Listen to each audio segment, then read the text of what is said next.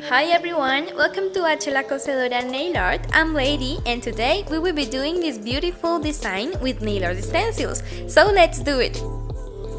For this design I will use Aztequish, French and lovely stencils that you can find on our Amazon store, link in the description box. I already have applied white nail polish that is completely dry now. I will be mixing the signs of our stencils, putting them just on the middle of my nails. It's so important that you press firmly to avoid polish get filtered under the stencils. That's why our first coat of nail polish must be completely dry.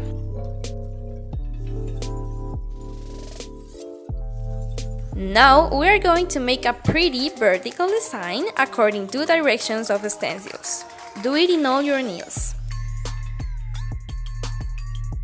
Remove the stencil immediately.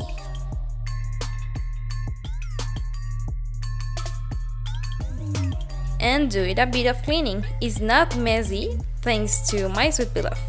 And here is our stunning design. I seal it with matte top coat because I love how creamy colors look like. So it's perfect.